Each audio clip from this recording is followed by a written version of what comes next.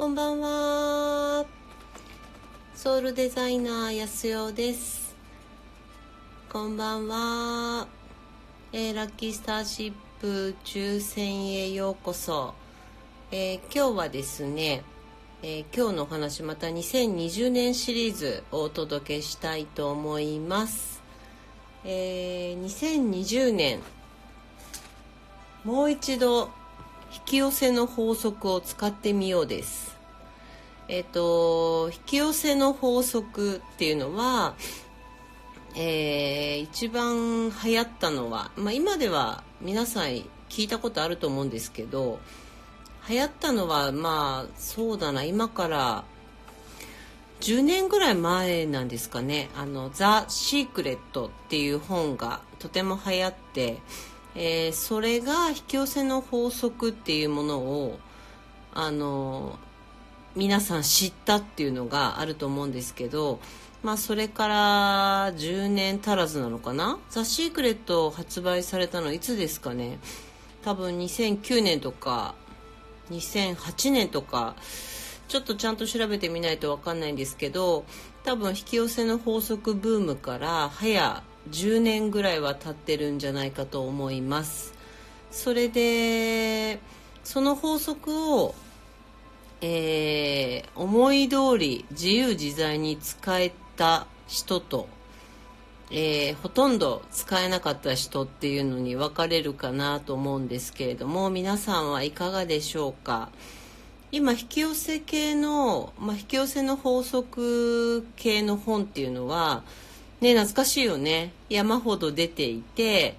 もう当たり前のように皆さん知ってらっしゃるんじゃないかと思いますけれども、どうですか。引き寄せの法則上手にこの10年間で使えてきたかどうかって聞かれたらどうですかね。で、引き寄せの法則は、もう一度皆さんなぜその法則が働く人とその法則が働かない人が、これだけ、法則っていうのは本当は誰しもがそうなりうる可能性があるから法則になるのに、引き寄せられない人と引き寄せられる人がいるっていうことはさ、もはや法則ではなくなってるんですよね。それかもしくはうまく使い手がそれをうまく使いこなせなかったとか、本当の、引き寄せの法則の、意図が実際まだよく分かってないとか、もしかしたらそういうところで挫折してる方も多いんじゃないかと思いますので、今一度懐かしの引き寄せの法則ってなんだみたいな。そして2020年はまさにこの引き寄せの法則がとても瞬時に、働きやすい今エネルギー状態なので、もう一度この2020年、引き寄せの法則を本当に使ってみようじゃないかっていうシリーズでお届けしようかと思います。よろしくお願いいたします。で、そうですね、どっから喋ろうかな。引き寄せの法則はもともとあれはですね、物理学ともとても深い関連があります。で、物理学、量子力学って言われてるものなんですけれども、量子力学もみんな分かるかな。量子力学理解してらっしゃる人はどれぐらいいるでしょうか。で、量子力学の法則と、引き寄せの法則は、実は同じことを言っていて、引き寄せの法則は目に見えない思いとか、思いが具現化していくよとか、自分の望んだことが形になりますよっていうのが引き寄せの法則なんだけど、量子力学は物理なので、科学なので、実際目に見えます。目に見えた、結果として量子力学っていうものが生まれたっていうふうに、考えてほしいんですけれども、でもこの目に見えない引き寄せの法則みたいな法則と、量子力学という目に見える法則は同じことを伝えようとしているってことがもう一度皆さん理解していくと、なんかなるほど、引き寄せの法則ってそういうことかっていうのが、分かっていただけたらいいなと思っております。これのシリーズはもしかしたらしばらく続くかもしれないので、上手に2020年こそはこの引き寄せの法則を、自由自在に使えるような使い手になっていただけたらいいなという願いを込めてお話ししていこうと思います。別に私も物理学者でもないし、そんなに科学的なことをめちゃくちゃ詳しいわけでもないので、自分の感覚で喋りますから、でもその方がもしかしたらみんなに伝わりやすいかもしれないです。ではなんか学会発表みたいな。ではじゃあ量子力学ね。量子力学の、大元の考え方はどういう考え方かと言いますと、観測者、要は私たちね、見る側の人たち、観測したらそこに現れて、観測しないとそこにはないっていう、そもそも見ればあるけど見なければないっていう考え方なんですけど、これは知ってますかね、皆さん。量子力学の世界で、基本中の基本なんですけど。えりちゃんこんばんは。これ知ってた？見ないとないけど見るとあるっていうそれがすごいシンプルな回答になるんだけど、例えばですね、量子力学上は、観測者がそれを、見ないっていう方にすると、そこに流れてるエネルギーって波のようにこうおぼろげに蜃気楼みたいにこう形がないエネルギーみたいな感じになるんですね。で、観測者がそこを見るっていう行動を起こすと、波が、粒になります。これわかるかな？だから波と粒の違いがそこで発生するんですよ。これ聞いたことありますか？物っていうのは波はじめ思いと一緒なんだけど、思いも波のようにこうおぼろげに、蜃気楼のように形のない波みたいな感じでずっと流れ続けてるんですけど、そこに強い思いを向けると、粒になって、でその粒の塊がどんどん形になっていって、粒が集まって、物質に変わるっていうことを示してるんだけど、これは皆さん理解してるかな？波と粒の違い。これが簡単に話す量子力学の世界になるんですけど、これ面白くないですか？初めて聞く人もいるかもしれないし、なんとなく知ってた人もいるかもしれないし、すごくよく知ってる、量子力学すごい勉強しましたっていう人もいるかもしれないです。でもこれは、もっと言うと、般若心経の、世界と一緒で、よく皆さんが聞く、色即是空、空即是色のことを示してます。わかりますかね？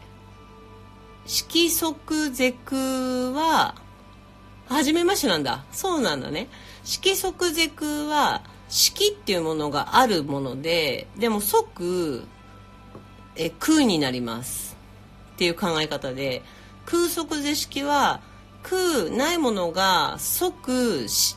色になりますっていう考え方で、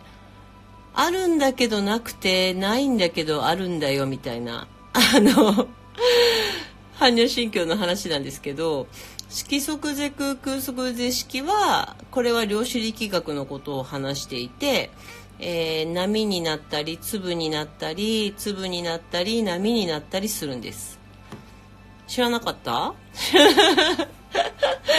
知ってましたかね？知らなかったかな？うん。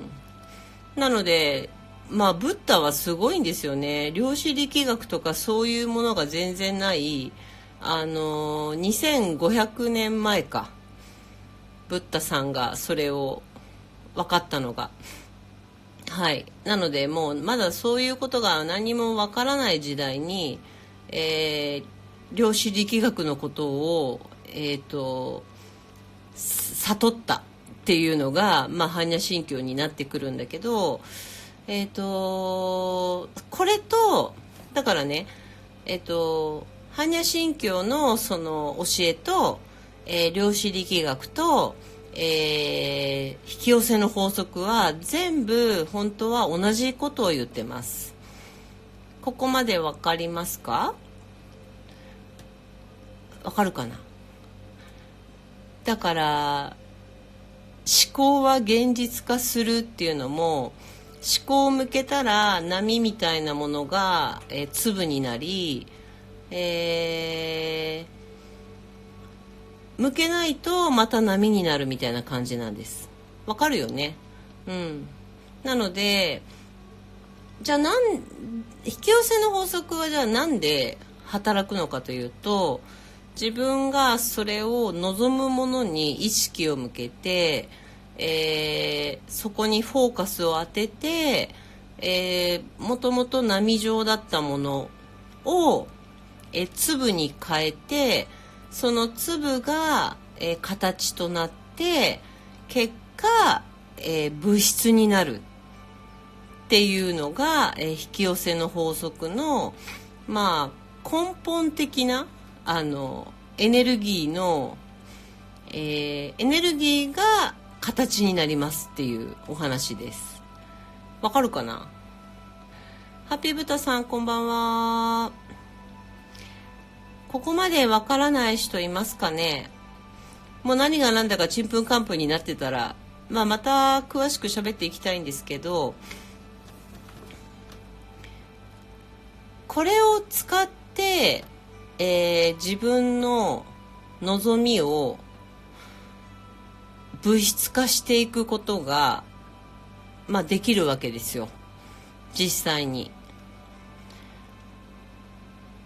でもじゃあなんでできないんですかっていうその質問疑問になると思うんだけど、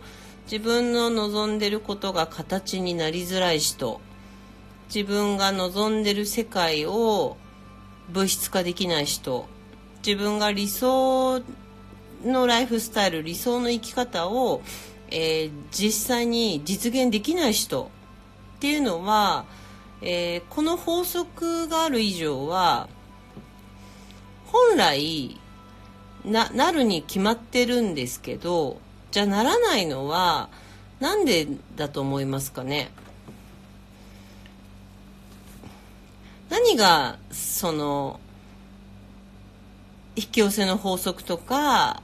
まあ、思考は現実化するっていう、自分が思ったことはそうなるっていうのをならなくさせている、また別の力が働いてるってことになりますよね。うん。なので結局両方とも力なんだけど、願いとか思いとか自分の望みを物質化していくっていう力もあるし、逆の力もあるってことです。で、ほとんどの人は、逆の力を使う方が上手になっているっていうか、そちらの力を使うことが、そちらの力を使うことに慣れ親しんでる人が多いんだよってことです。ここまでわかりますかね。だから同じエネルギーなんだよ。思い込み思い込み、自分の憲法。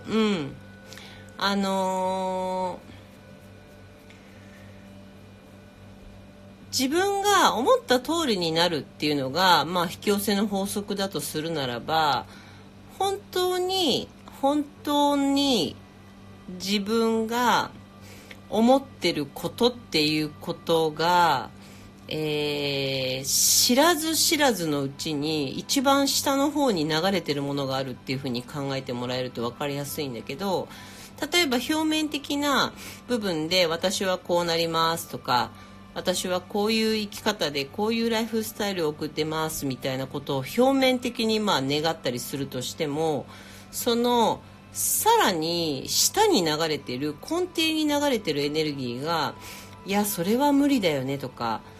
いやそれはちょっと私にはちょっと達成できないでしょうとか、それは私は能力がないのでその願いはちょっと難しいんじゃないかとか、そういう一番根底のところに流れてる、エネルギーが、引き寄せられてくるというか、それが粒になって形になって具現化していくっていうのが、そっちの方がほとんどの人がそうなりやすいってことです。なので表面的にどんなにこうな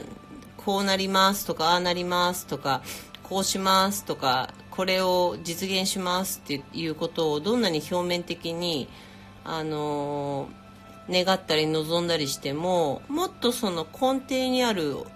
自分の奥底にあるエネルギーが無理だよねとか、ダメだよねとか、難しいよねとか、それはちょっと時間かかるよねとか、お金ないしねとか、時間ないしねとかさ、なんかそういう知らず知らずに流れてるエネルギーがあって、そっちがほぼほぼ粒になり、粒が固まり、具現化するので、結局は引き寄せの法則がちゃんと働いてるってことになりますよね。なのでどっちにしてもその法則は実は全員働いていて、ちゃんと自分が本当に思った通りになっているよってことです。わかるかな？なのでこれすごく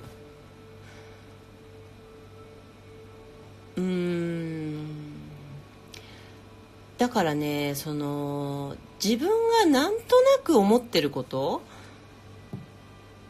自分で自分のことをいつもどう思ってるかとか、自分がどんな風なことを日頃考えてるかとか、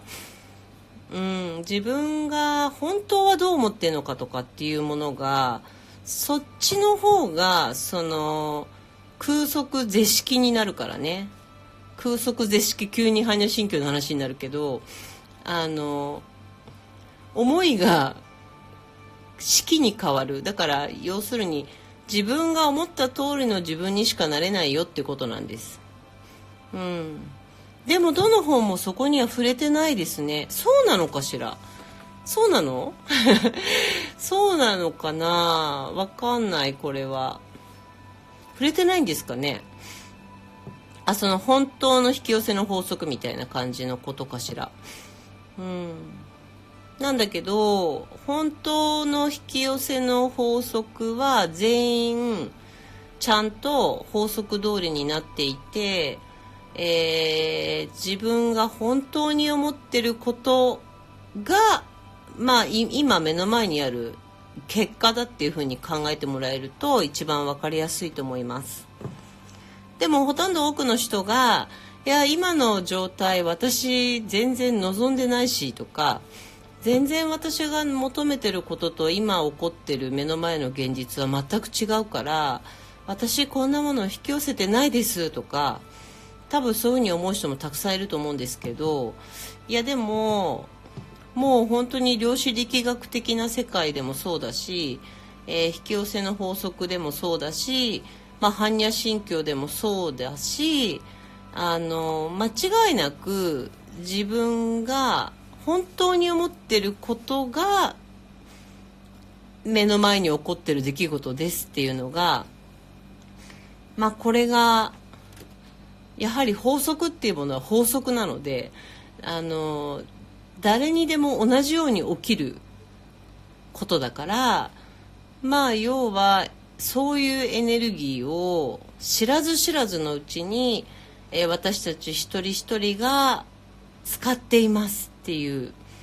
ことです。で、これ私も今の状態だったらもう完全に 100% それを受け取れてるし、全部自分で作り出してるエネルギーなんだなっていうふうに完全に受け入れてるんですけど、じゃあ10年前とか15年前とかはどうだったかというと、受け入れられませんでした。ずっと。だって自分が望んでることとあまりにも違いすぎるし、私こんなもの作ってないし、こんな世界私望んでないしみたいなこともたくさんあったので、その受け入れるまで時間がちょっとかかりましたけど、でもね、やっぱね、ここを受け入れないと次に行けないんですよね。そうで、2020年なんで改めてこの引き寄せの法則の話をわざわざするかというと、この2020年のエネルギーが、この引き寄せの法則がものすごく素早く、具現化しやすいエネルギーに今なってるからなんですね。だからチャンスでもあるし、とても望んだ通りになることがすごくスピーディーになってくるから、すごいチャンスでもあるし、でも一方では望んでない状態もすぐ具現化するので、気をつけなければならないっていう、そのどっちも作用するので、なのでやっぱりここで今一度みんなでこれを、なりたい方に、望んでる方に、自分が見たい方にフォーカスしていって、使いたい側の引き寄せの法則を使えるようになっていけたらいいなと思って、今日はこのお題にしてみました。さあ、ここまででどうだろう、分かんないことありますか？なので今できることは、望んでないことが起こってるとするならば、その望んでないことが起こってる自分の根本的に何を考えてるかってことを探り当てることがすごく大事だし、そこをまずきれいにすることが大切だと思うので、その根底に流れてる、別に望んじゃいないんだけど、でも私ってこうだよねっていうさ、その自分が望んでない方に考えてしまう考え方そのものをまずこう波に戻すっていうか、空に返していかないといけないですよね。そんな感じでこの引き寄せの法則をなんか2020年はすごく上手に使ってほしい。本当に自由自在にこの引き寄せの法則を、使えるような自分の状態にしてほしいなっていうふうに思うので、今日はこの話をしてみました。で、これちょっとシリーズ化するかもしれないので、もう一度この2020年の、本当にもう一度引き寄せの法則を使ってみようシリーズは、次のボリューム2で勝手に2になってるけど、今ボリューム1で、ボリューム2でもう一度お話ししていこうと思います。では、続けてやると思うので、今日の話はここら辺で終わろうと思います。2020年もう一度引き寄せの法則を上手に使ってみようシリーズ第1弾でした。ではまたね。ありがとうございました。